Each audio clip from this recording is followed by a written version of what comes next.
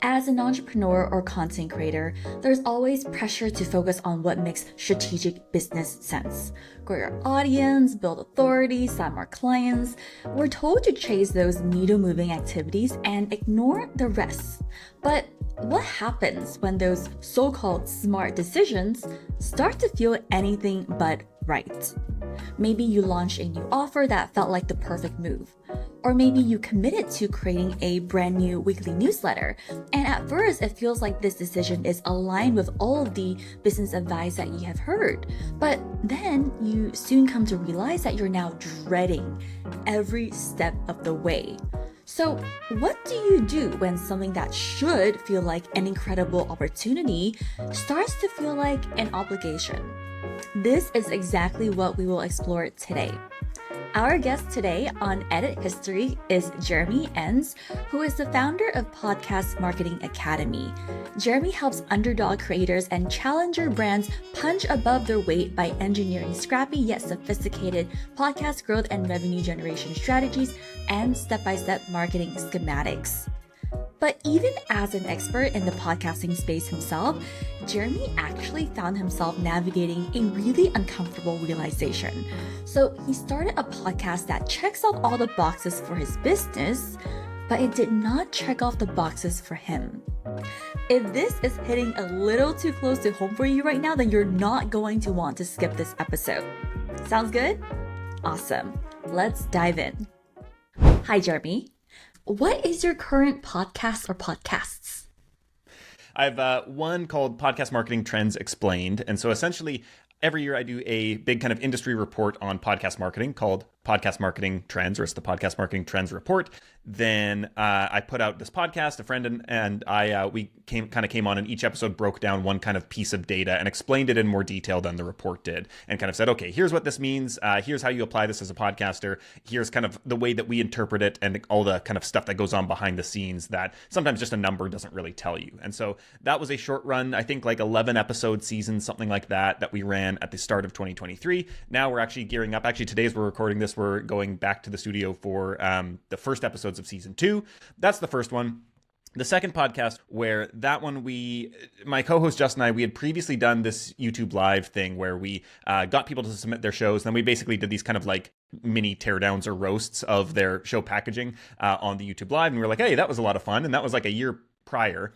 And then when we started doing this show, we were like, oh, it would be fun to do something like that again. And so we started saying, okay, well, if you leave a review for the show, we'll submit your name to the hat, and then we'll pick one every week, and we'll do a roast of your show packaging and help you kind of help everybody kind of like understand, what are the elements that need to be in place for a show to be more attractive and discoverable and kind of get more listeners back to it. And so those are the two right now. I have another one that I'm going to launch in the new year, also going to be seasonal, going to be short run. So yeah, I've got a lot of irons in the fire right now. So these are 2 plus 1 more coming shows that are on deck for you right now. But I know you've had other shows in the past before. So tell me, what do you think is the biggest difference between your past shows that you've done versus the current shows that you're actively creating right now? Yeah, so the first show I ever created was a pure fun. It was a show about ice cream in Vancouver, Canada. And so that was just like two friends and me. So 3 of us co-hosts. Kind of every week we would go to a different kind of craft ice cream shop and just like record live location audio of us kind of in the line making whatever, like picking out our ice cream. Then we'd go back and talk about it. You would almost call it a comedy podcast, though we weren't trying to do that. None of us think of ourselves as comedians, but that feels like the category it almost falls into, because it was kind of bantery, funny. I think in hindsight, that one could have become something. I think especially like local podcasts, there's a lot of opportunity to get local kind of publicity, things like that. But that was one season we did of that. Then I did another show. I was actually hired to do a show for a client that was on budget travel in Japan. So that was kind of personally, I was just, paying the bills. I got hired to produce that. It was like a narrative style show. That one I hosted. I did all the interviews. I basically did everything for the show. Except I didn't own the actual content. I learned a lot with that one. That was the most high production show I've ever done in the past.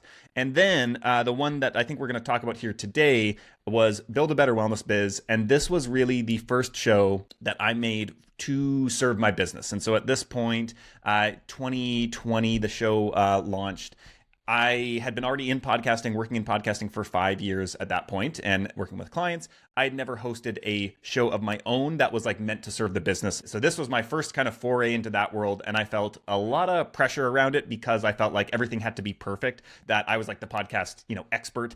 And, I needed to get everything right. It needed to be a big success. And that was actually, honestly what kept me from launching a show for a long time, as well as a lack of direction around like what kind of topic I wanted to approach. So that was the show then. And I would say in terms of difference in approach, that one, it kind of felt like there was some obligation to it at some point, whereas my current shows don't feel that.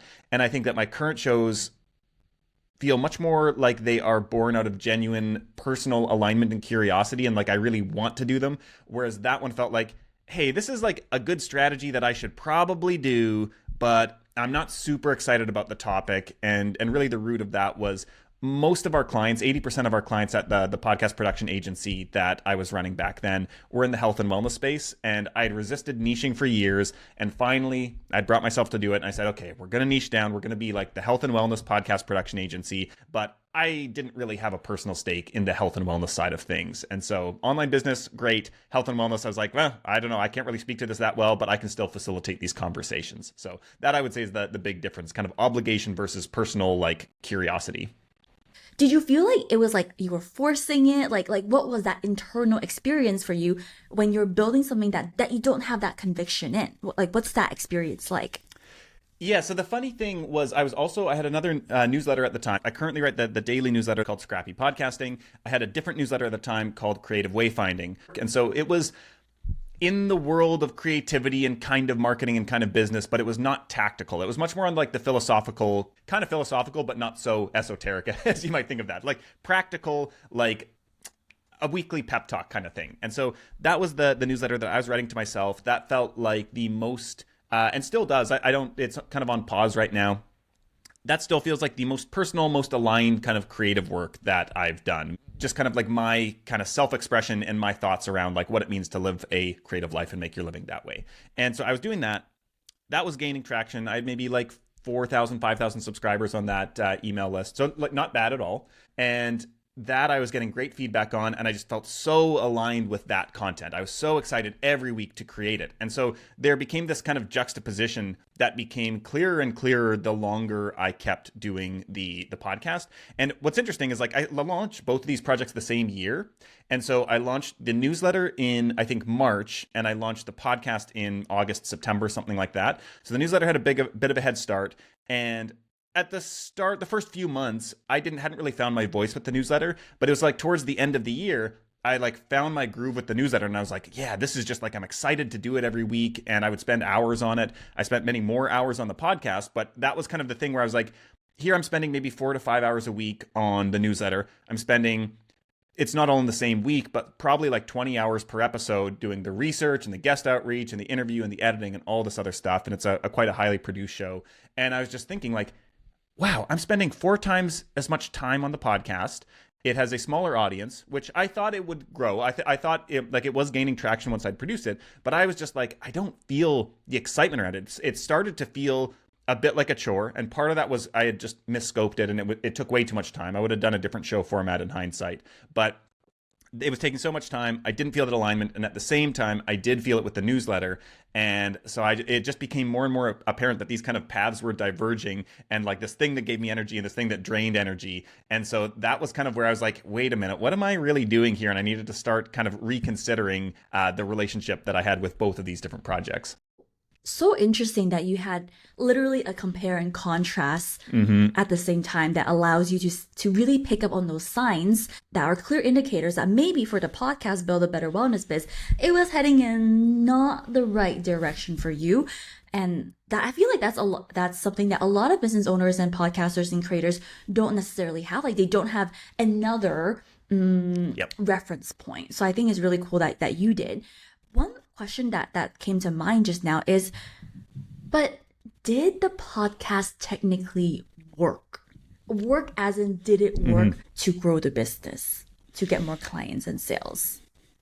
Yeah, so this is the interesting thing, is that I think the podcast was the right decision for the business, but it was not the right decision for me, which then it brings into the conversation a larger kind of question, which then became apparent at the end of that year, really. And so I'd been producing the show 3 months. I've been doing the newsletter 9 months or something like that. And it became clear. I did a brand strategy session with my then girlfriend, now wife. She was going through this kind of brand strategy training program, and I was her guinea pig. And so we went through this, and part of it is really understanding like what do you want with your life, and how does your business fit into that, and then like what do you want from the business. And going into this, my goal was to grow the agency and grow the team and offer more off service offerings and increase the prices and all these things and really scale that up. And partway through after doing a lot of exploration and a lot of like technical stuff and looking at the market out there and looking at what other people are offering, doing pricing, figuring out how does this all work financially, and kind of coming to the point where it was just all feeling overwhelming and not at all fun. And I realized the reason I want to grow this business is so that I can have enough income to support me so that I can do writing and other creative projects. And what I realized is like the business that I had, it was profitable. The podcast was starting to gain traction. And so I was getting maybe like 100 listeners an episode, something like that, which is, not a lot, but also for a new show, it's certainly not bad. A lot of shows take a long time to get there. And I was getting the kind of early feedback, even with the small audience. Like I was getting emails every episode basically from people saying like, wow, this show is so good. And so I know from experience that like that is a precursor to growth. And so I was like, okay, the show is right. It's working. It's resonating. The content's good. The production's good. The audience targeting is on. Like everything's really, I just need to get this out there and keep doing it. But then after I had this kind of realization that like, oh, this business is not the future, then I was also kind of like, I kept doing the podcast 3 months after that because I still hadn't really committed to it because I didn't have another income source. So I was still like, okay, the agency needs to keep going. I think the podcast will keep going with it. But it just became like the newsletter again. I was going further into that. And the issue with the newsletter is that it wasn't aligned with the agency. So I kept kind of rationalizing like there's still a reason I need to keep doing the podcast because I need some kind of marketing for the agency. We do need to get more clients. It was COVID and things were all kind of like, feeling a little tenuous. And so I kept doing the podcast, kept doing the newsletter, both of them. And until at some point, I actually had another call with a friend of mine, Andrea Jones, who she does Savvy Social School. Actually, now she's rebranded. We got on the call and she was just like, so just like clarify this for me. You've got Creative Wayfinding, you've got the agency, you've got Build a Better Wellness Biz, and you've also got this Podcast Marketing Academy, which is fairly new at the time. She's like, can you just like clarify the relationship between all these things, how they all work together?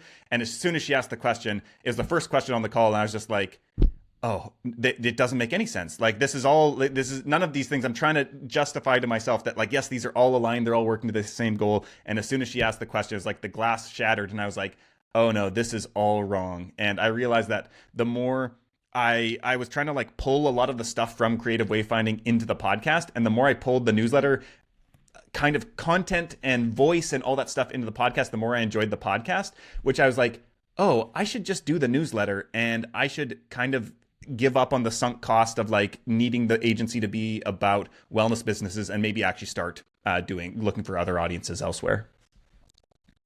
There's so many threads I want to pull from this, but I think before we do that, I think this is a very timely place for us to actually take a look at Build a Better Wellness Biz. I have Build a Better Wellness Biz pulled up on my browser here. So there's about, I think, 30 episodes, I believe, and it's over about a 6-7 month time span before you kind of closed it out. I think first question is when you scroll through the titles, just a quick scroll, the episode titles, is there a particular episode that instantly gives you that that cringe feeling? And if so, which one and why? Let's see. Let's do the scroll through here. Okay. And it's interesting because a lot of these episodes, like I was really proud of how the episodes came out production-wise. So I think like what I'm seeing going through all of these is that a lot of these felt like things that were expected. I think that a lot of these episode topics were like, I had this list of like things that I should talk about as part of the show rather than things that maybe were more self-initiated.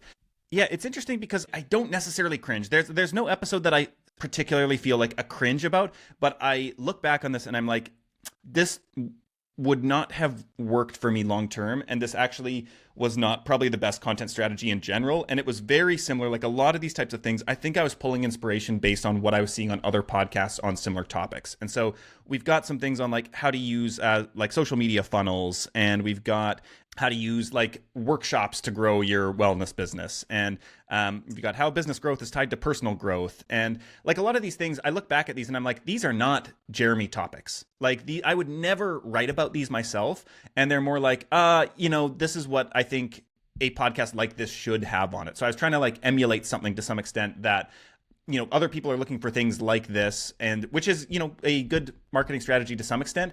But what I realize now from having really doubled down on like my topics, and I just take a totally different approach to content creation now. I would never create basically anything on this podcast now. And I know that my strategy now works much better. Here, I was trying to be something that wasn't really aligned with me, and therefore almost wasn't going to work for the business, because I am the business. And so if it doesn't work for me, like how is it supposed to work? Was there a conflict you feel between like this artist quality in you versus like the strategic podcaster? Like, did you experience that conflict while building this podcast? It's interesting because I actually wrote, as part of Creative Wayfinding, a newsletter about the value of having a purely creative, artistic release valve that didn't need to serve the business. And so one of the interesting things, it's funny looking back how I tried to solve this problem twice in two different ways, where the first time I realized Creative Wayfinding, that was my main content channel, but I'm like, this isn't at all about podcasting. And it doesn't really feed into the business. It kind of does, but not directly. It's a pretty inefficient way of generating sales. And so it helps people really get to know me, which is an important part of sales, but it doesn't establish me as an expert in, this field where all my products and services are. And so that's why Build a Better Wellness Biz came around the first time. And then later, that's why Scrappy Podcasting came around, where after I'd shut down Build a Better Wellness Biz, I was like, okay, I'm not creating any content. I'm still not creating any content around podcasting. Even Build a Better Wellness Biz wasn't about podcasting. It was about online business. So that was kind of still a bit of a, long way around to get to my services. And so then finally, I was like, okay, let's just create content about podcasting. And this was something that's the most direct path to my products and services. At that point, once I'd really started that newsletter, I had moved more away from the agency. I'd done the brand strategy and realized like, oh, this podcast marketing academy, which is becoming its own business, like that's the thing that I'm going to be working on now. And so then I needed something aligned with that. And so that was very much more about podcast marketing education. And so Scrappy Podcasting kind of filled the gap there, but I was not excited about it. I was like, this is something I have to do to serve the business. And I was clear on the strategy. So I was like, okay, I can do that. I can batch write a bunch of issues and I'll just schedule them out in advance. And so I would do like, I would write 10 or even 20. I think at the start, I wrote 30 issues and then scheduled them out for like 6 months or whatever it is. And then I was like, great, I don't have to worry about writing it again. And it's funny because like I'd written about podcasting previously in 2017. I wrote maybe 50 blog posts and then felt like, well, I covered all the topics. There's nothing left to say on podcasting. Whenever people talk about, what kind of content to create, they say like, what are people looking for? What is your audience asking about? And the problem with that for some businesses, if you want to be a thought leader, that is the worst possible piece of advice, because by doing that, by creating the content that your audience is asking about, that means that there's like 30 other people who are all in your space probably who are also creating the exact same content. And so you're just all creating the same thing because that's what the audience is asking about. Whereas real thought leadership is about addressing the questions that people don't know to ask and coming up with really novel insights, which is a skill that can be learned. And that was something that I think I've now found my way to, but I didn't understand that at the time when I was first writing about podcasting. And then later when I started Scrappy Podcasting, I was starting to get into that where I was like, oh, there is more I have to say about podcasting. It's just not what I ever hear anybody asking about. It's stuff that I'm just noticing and thinking, that's interesting. I've never heard anybody talk about that before, but I think there's something there. But I still wasn't like really excited about it. So I had Creative Wayfinding was my artistic side of things. Scrappy Podcasting was the tactical side of things. And then, over time, they kind of ended up shifting to the point where the more I wrote about Scrappy Podcasting, the more I kind of like got more interested in it to the point where that became the exciting thing. And then Creative Wayfinding kind of started to become the chore. And it was always kind of a personal project. It wasn't connected to the business. So at that point, I was like, I don't really need that release valve anymore. It's like I found the way to bring all my personal enthusiasm and the artistry into Scrappy Podcasting. And so now I feel like this is actually the kind of place where I can bring all of those things, both my personal artistic side kind of expression, but also the tactical, this is a tool to serve the business. And so it's funny, it was a multi-year journey to get there, but like finally it's kind of come together. Is there anything that we could take away and continue implementing from Build a Better Wellness Biz? Like, is there anything that you did right about the podcast? Yeah, there's a lot that I did right. So I think about a few things. I did competitor research before, so I knew what the other shows were about, and I listened to them, and I was like, okay, where's the opportunity here? And so for me, part of it was that every other show on the topic was hosted by a woman, which is not, a bad thing. It's just like, okay, I am already going to be differentiated by, looking like this and also being a guy. So, and if for anybody listening on audio here, I've got like a big beard and long hair and look like a lumberjack, basically. So in the wellness space, I think there's also things can get, again, this is a personal preference, things can get more on the like fluffy woo-woo side a little bit, which I don't have anything against at all, but I think I have a much more like grounded kind of pragmatic approach. And that's not to say other hosts didn't as well, but I was like, okay, here's another area where I think I can kind of own a part of this and really be like the most practical, pragmatic, like, and maybe even more technical kind of like people who are wanting a little bit more on the tactical side of things for marketing and business than maybe the more mindset oriented side of things. And like you need both, but I was seeing more that was on the mindset side, less that was on the tactical pragmatic. And so I was like, okay, there's a few things here. And then the last big one was the production value. And so like I said, I did like heavily edited episodes, and I kind of brought on people who I thought like might have interesting takes on topics that were different than what they typically talked about. So like there was so much more work that went into my show than I think most other shows. And then the other things that I think are the most transformative was quitting Build a Better Wellness Biz. And so like I mentioned at the start, I had put off launching the show for so long because I felt like as the podcast expert, it needed to be perfect. And then once I realized I had made a mistake in launching the show, or a quote unquote mistake, then I felt like, oh, here's actually the thing I was scared of, was that I was going to be found out that like, oh, I didn't have the right strategy, or like, why is he quitting it after 6 months if, he's such an expert? And so I put off, I think I knew 3 months in that I needed to quit it. I had some episodes banked, and so I was like, well, we'll keep releasing these. And I just I hadn't yet committed to it though. I was like, okay, maybe I'll keep doing it. I knew it was the right decision, but I needed to work myself up to doing it. And then when I ended up quitting it, so I did the last episode here is called Where Do We Go From Here? And that's basically a solo episode where I kind of talk through what's happening. It's the farewell episode of the show. Why am I quitting it? What's next? And I got a bunch of people, even from the small audience, who reached out and were like, thank you so much for sharing this. Like, I realize I've been doing these projects that don't work, they're not aligned with me, and like I need to quit those as well. And so not only did I not get any negative feedback or in any way, or like any kind of, questioning. I mean, maybe people had private thoughts. I certainly doubt that they would have. I think nobody is paying as close attention to any of us as we think they are. But actually, I got positive feedback, and I was like, that's really interesting. And that single decision to quit the show after I'd invested so much time in developing it and producing it, and then quitting it actually so soon, like I think it was actually important that I quit it early on.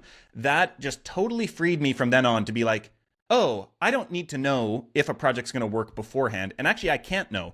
And it's totally fine to quit projects. And so now my approach, as kind of, this almost loops back, I think, a little bit into the seasonal approach I take now, whereas I take generally minimal commitments to new projects, where it's like, okay, let's test this out. Let's do, 5 to 10 episodes and let's see how it works. And I am fully within my rights to say, I'm not interested in this. And so that has become my new kind of default approach to not commit to anything long term. It's like everything's a pilot, basically. If we're gonna pilot a project, do a little bit. I know it's gonna take me probably maybe 10 episodes of a show to figure out like, okay, how does this work? What do I need to change about the structure of it? Am I into this or not? And so I'll do those. And if I'm like, I'd like to do more of those, then we'll keep going. But it's not part of my identity anymore. It's like, this needs to be successful and I need to do this forever. This needs to be my one thing. Otherwise it's a failure and it was a mistake. And so that just like empowerment to quit things, I think every creator needs that. And I think it is so antithetical to a lot of the advice that we get, where it's like consistency, like you need to go at it for years. Whereas really, you need to go at it for years on the right thing. And there's a very slim chance, in my opinion, that the current thing you're working on is actually the best thing you could be working on. And so like, I think my newsletter is really good right now. I think both my podcasts are good right now. But I bet there are things that would be better aligned, more effective, like all kinds of stuff that in 3 years from now, I wouldn't be surprised if I'm not doing any of that stuff and I'm onto something that's even better. And so I think to get to that thing, though, you often need to quit things that are taking up your mental space and your physical time as well.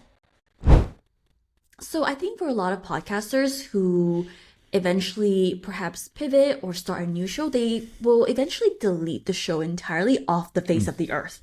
How come we can still access Build a Better Wellness Biz? Like, what's the reason behind leaving it up there?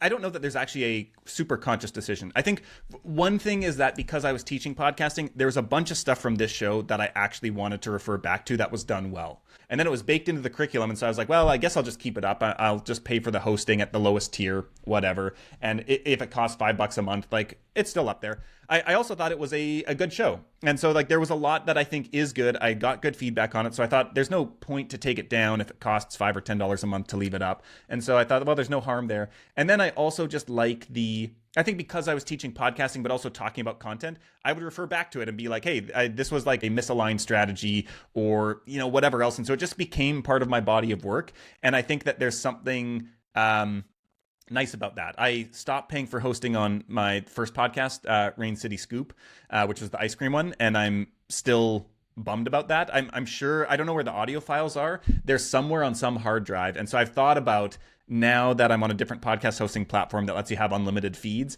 I thought I should find that and dig that up because I still want to refer back to it. And because it's such a interesting hook to a show, people are like, what? You had a show about ice cream? And I can't point people to it anymore. And the website's down and everything. So that's one that I wish I still had. And so I think as somebody who, really identifies, has a large part of me that identifies as an artist, it's just part of the body of work that I want it to be there, both for myself, but for other people as well to point to. I will admit that I have tried to find Rain City Scoop on the internet. And I was also bummed that I could not find it because I visit Vancouver every year because I have family that lives there. And I also eat ice cream in Vancouver.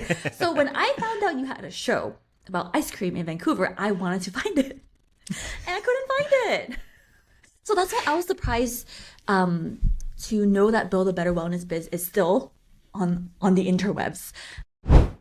I want to ask you this question, which is, what are risks or experiments that you think perhaps podcasters in particular should be taking more of?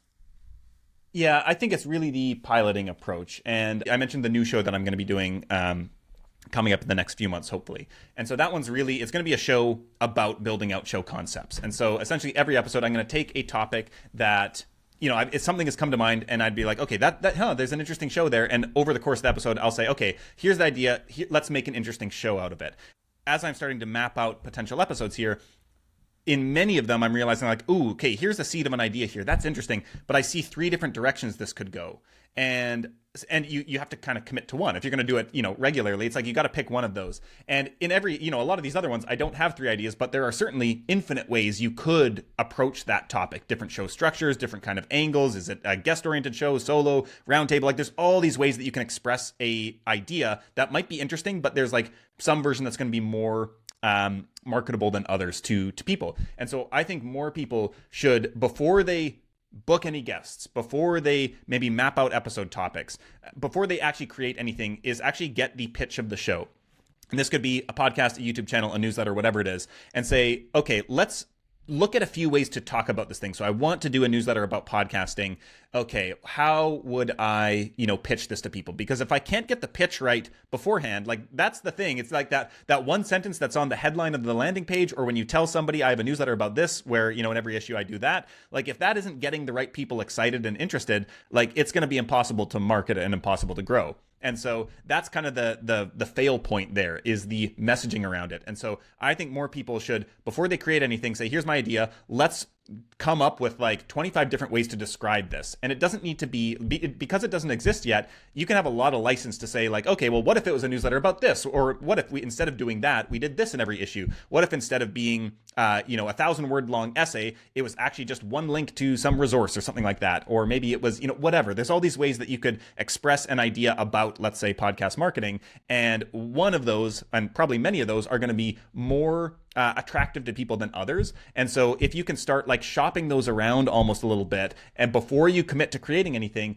and you can just like, every person you talk to who's a potential like ideal listener or reader or consumer, say, hey, I'm thinking about doing a new newsletter where, this is the pitch, this is the premise. And if you see people's eyes light up on one consistently, you're like, okay, I think that's the one. Now let's go ahead and create it. And so it's kind of, it's not really even a risk. It's actually de-risking the process where you're not committing to creating anything. You know that what you create is going to be marketable because you already know up front. It's like pre-selling a course. You're like, people have already paid for this in some way. In this case, it's just like interest and attention before you've actually, committed any hours or time or money to creating it.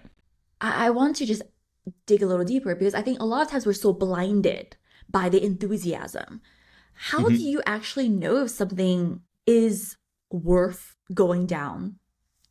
Yeah, I think there is a blend of both audience feedback and personal enthusiasm. And I think there's also a intuition. And I think some people just have it and some people don't. I mean, everybody has probably some kind of intuition, but it's like, how accurate is it? Because now, like, one of my filters is like, I am not going to write about anything if I have ever seen anybody, if it maps onto anything that I've seen anybody else create. And so like that, if I'm like, I have an idea and I'm like, oh yeah, I've seen somebody talk about something like that before, I'm like, okay, that's not one of my ideas. Like, it needs to be totally unique.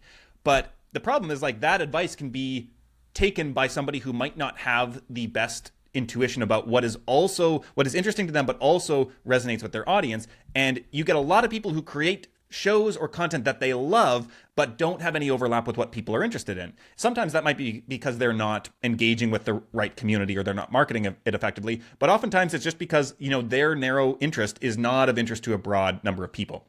And so I think that this is something from both, at this point, I must have published thousands of pieces of content. I've certainly written many hundreds of blog posts alone, and then, all kinds of other stuff.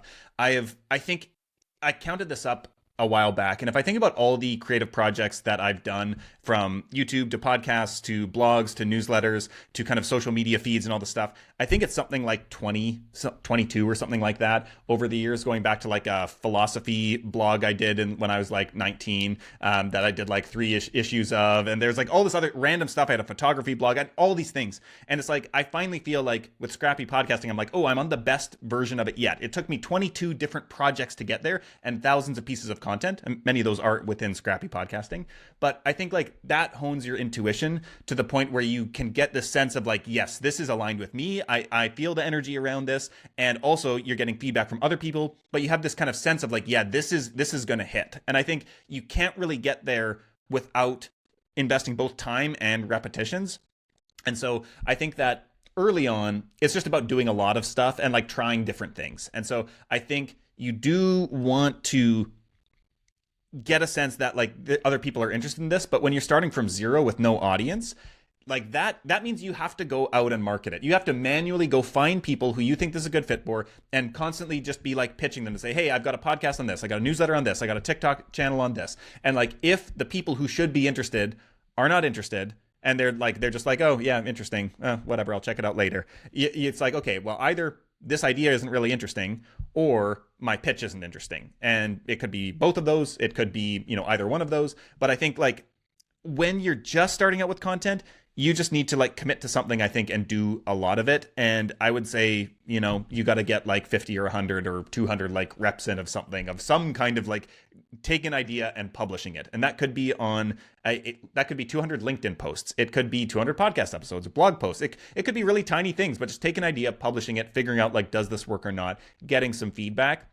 I think as you start to get more traction, as you start to get in front of people, then you can start to combine this kind of like personal enthusiasm, which I think always needs to be there. Like, that's the first and foremost. I think, at least for me, I know there are people who don't need to feel that personal connection to the work that they do. And like, there's some people like, they're like, this is a good business strategy and I can disconnect and put my head down and do it. That is not me. And I think that's probably not most creators. And so I think I have found this time after time after time that like, I can have a great strategy, but if I don't have the personal enthusiasm, like it is doomed to fail. And so I think like for me, it's the combination personal enthusiasm, but then also signals of kind of progress or feedback from the market or the audience that like some people, it's not like hundreds or thousands of people. It's like you're publishing the content. Like when I first did the podcast here, we got less than 100 listeners per episode, but I was getting one email back every time. I was like, oh, that is really rare. Like I know most podcasters don't get emails back from people. So if I have a small audience and I'm getting these messages, like, yep, that's a sign that there's something here.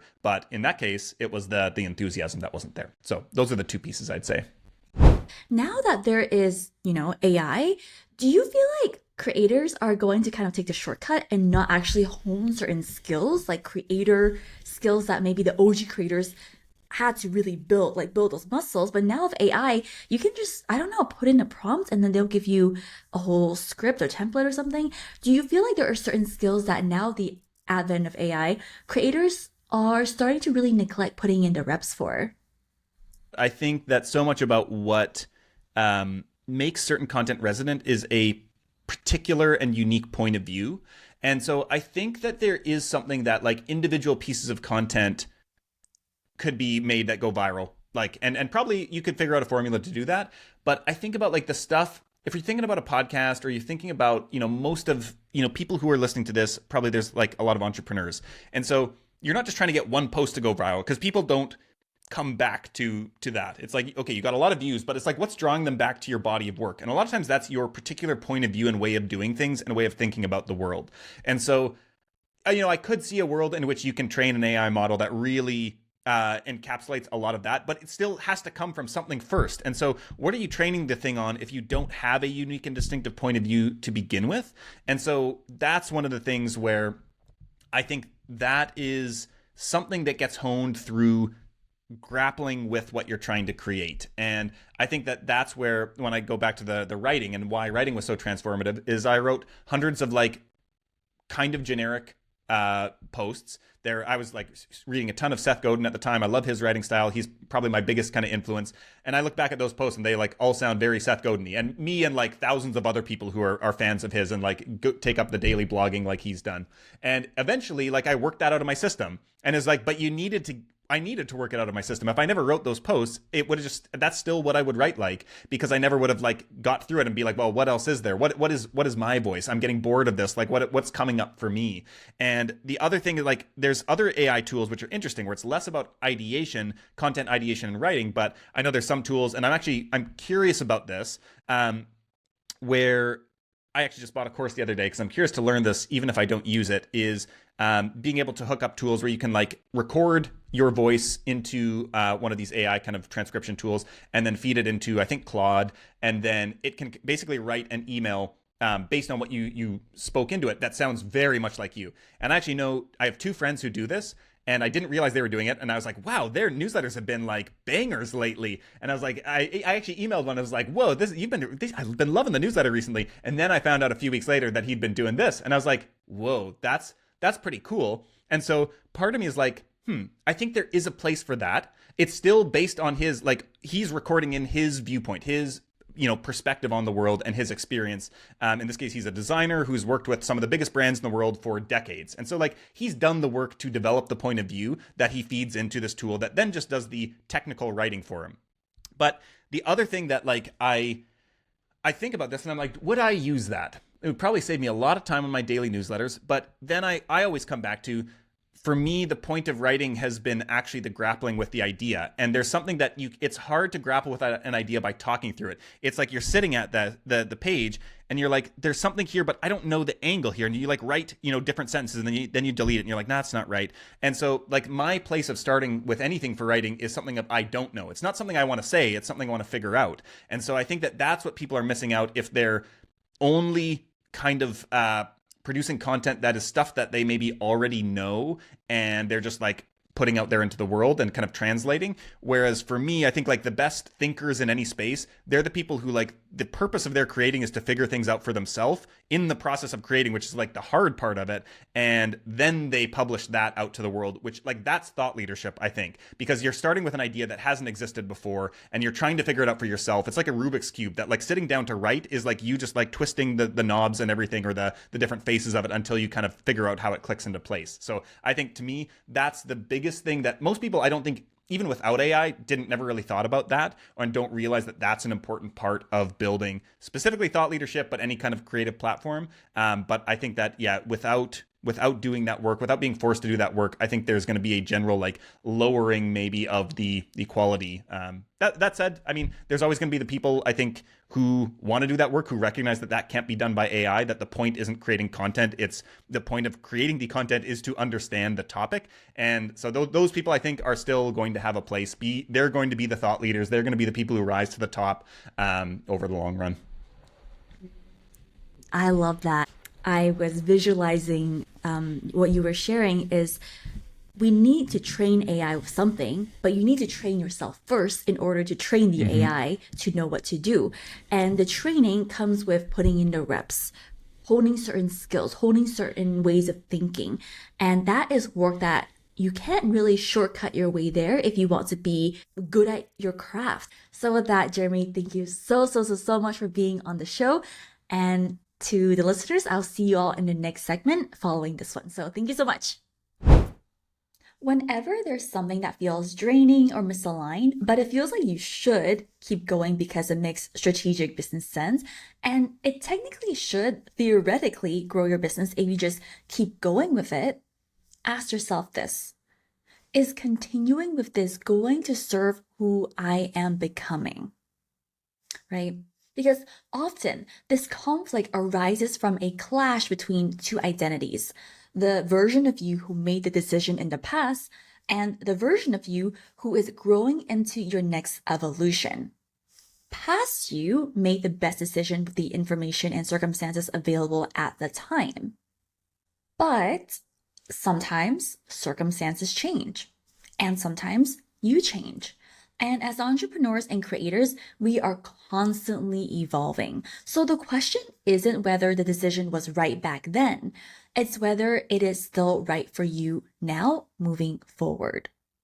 Entrepreneurs and creators stick to things all the time in their business that they don't actually excel at or succeed at because they think that if they just stick it through for long enough, then that will eventually work out and lead to great results.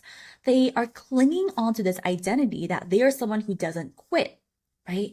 They are really attached to their identity as someone who will keep going when everyone else gives up. But the truth is, a successful business does not happen just because you keep going at something. But it requires that you choose the right thing to stick to and keep going at while quitting everything else that isn't right for the business that you are building. So right now, perhaps you're trying to avoid that feeling that you've failed or the feeling that you've wasted your time, efforts, and maybe even money. But the question I think you should actually be asking yourself is this: if you quit something that is no longer worth pursuing in your business, isn't that actually a strategic business move? Doesn't that actually showcase how you're continuing to adapt amidst a changing landscape? If anything, successful entrepreneurs more often than not have had to rethink the decisions that they've made previously. They also have had to quit a lot of things along the way in their business, and that is how they got to where they are today. Sounds good? Awesome. Let's get to work. One more thing. If you thoroughly enjoyed this episode and are eager to continue the work, I would love to recommend you to grab The Audit.